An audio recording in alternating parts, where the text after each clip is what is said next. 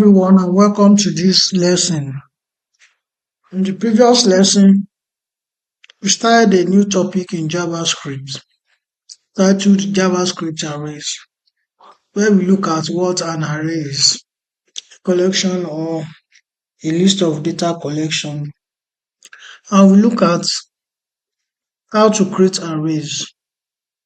We looked at how arrays are actually referenced using index, and also the key characteristics of a JavaScript array, such as zero index and some other characteristics, among which is its nature of heterogeneous.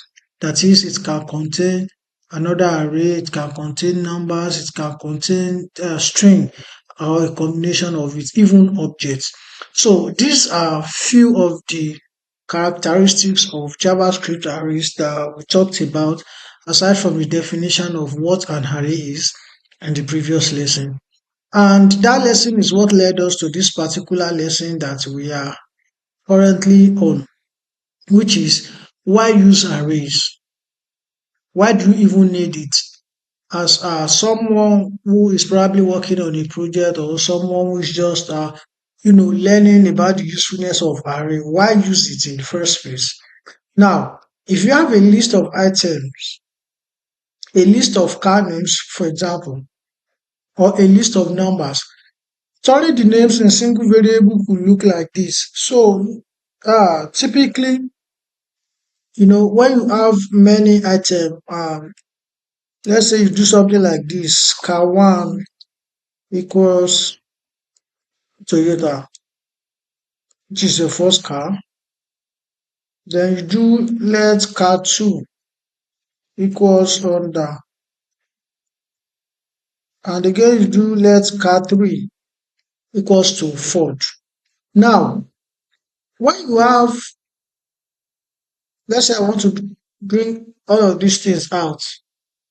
Now, if you have something like this, which is very, very okay, now you can see Toyota, Honda, and Ford as the output after concatenating, I means by adding the three variables together. Now, let's now imagine that beyond just these three cars that we have here, let's say you have 1,000 different car brands. You can imagine how difficult or how cumbersome it will be to start assigning each of those brands into its own variable. And at the end of the day, to now start working on each variable with whatever solution you are trying to get with it. Or let's say you have a large sum of numbers. If you have like 1 to 5 numbers, it is very easy to assign each of them to a variable, like say like this. Let's say number 1 equals to 12. Number 2 equals to 15 and 20. Now imagine if you have, instead of just 3 numbers, you have like 10,000 or 100,000.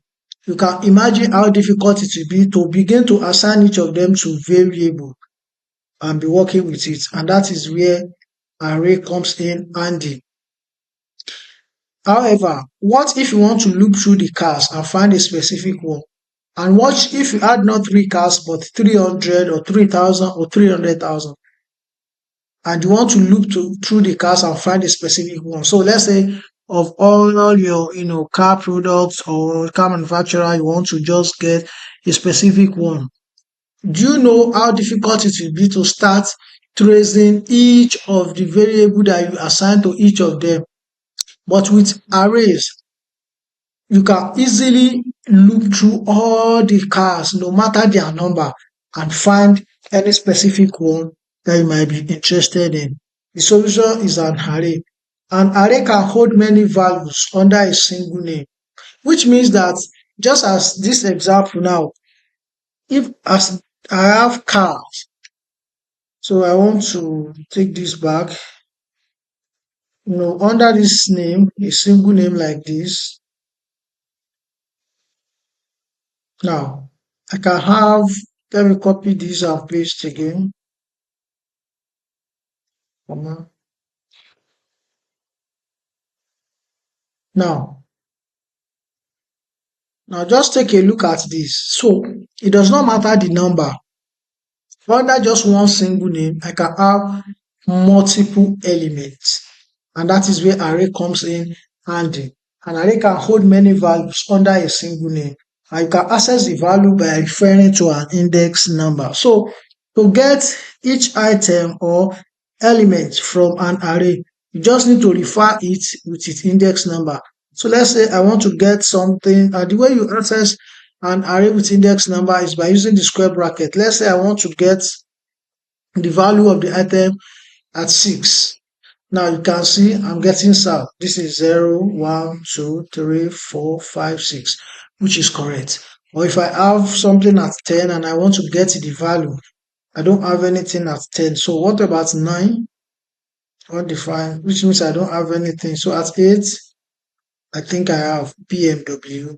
So because there are no values for the index position I'm specifying, that's the reason for the undefined that you are seeing. Now, I want you to take note of this, that it's a common practice to declare array with the const keyword, because you see me throughout these lessons, I'll be using the const when I'm declaring array. It's a common practice. It's nothing you can use later, to declare it, but it's a common practice since the variable or the array doesn't always change. The elements and the items can change, but not the array itself. So that is the reason why you see it as a common practice to use const when declaring array. Also, spaces and line break are not important. Its declaration can span multiple lines. So what that also means is that I can decide to put each of these on its own line. Does not mean anything. It will still not affect the functionality or the performance of this array, probably for eligibility or for elegancy or for better readability. So putting each on its line will not still affect the output or the performance of the array. So it's a good practice because spaces and line breaks, they are not important, which means that a declaration can span multiple lines. Also, you can also create an empty array and put elements later. So you can create an empty array this way, for example. So instead of all this value, you can create an empty array like this, and then later you can then provide elements and put them in and say, okay, I want this as my first element. I want to do this. The next one, Volvo, and the next one, BMW. I can even go as far as doing this today. Now, if I still come here and say, okay, what are the results for my array? You can see I have the Saab, the Volvo, the BMW, and the Audi. So which means that I can divide an empty array and put element inside of it later by using the array index. And you can see that these are the index 0, 1, 2, 3. So I'm saying that inside this, put each of these elements in the array by using the index to specify position. So this is the reason why you need arrays in your project, or the reason why arrays are super important when working in JavaScript projects. Thank you, and in the next lesson we shall continue.